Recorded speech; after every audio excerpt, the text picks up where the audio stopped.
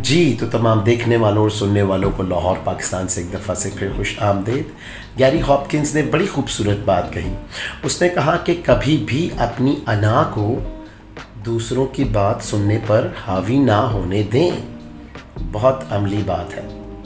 बहुत दफ़ा बहुत सारे ख़ानदानों में, बहुत सारे ग्रुप्स में, बहुत सारे मुल्कों में लोग दूसरे मुल्कों से, दूसरे लोगों से या दूसरे ख़ानदान के लोगों से बात करने से मना करते हैं, रोकते हैं और वो कहते हैं कि जी ये तो हमारी इज़्ज़त का मसला हो गया।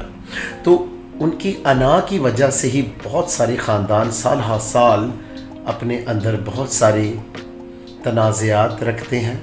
बहुत सारे ग्रुप्स आपस में बैठने को तैयार नहीं कि वो अगर वो बात करेंगे तो मसले का हल निकल आएगा। और बहुत सारे मुल्क भी आपस में साल हर साल नस्ल दर नस्ल सुलह नहीं करते और ना ही वो बैठते हैं।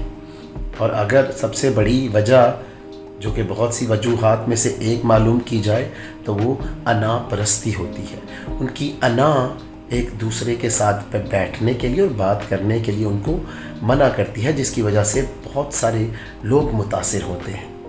तो फिर आए आज हम अपनी अना को ख़त्म करें और अगर हम किसी से बात कर सकते हैं, सुलह कर सकते हैं तो उनके साथ सुलह करें। और गैरी हॉपकिंस की ये बात याद रखें कि अपनी अना को कभी भी दूसरों की बात सुनने पर हावी ना होने दें। जब भी ये मेरा चैनल देखें इसको सब्सक्राइब भी करें, इसको पसंद भी करें। खुश रहें, शाद रहें, आबाद रहें। अपना और अपने इर्द गिर्द लोगों का बहुत ख्याल रखें।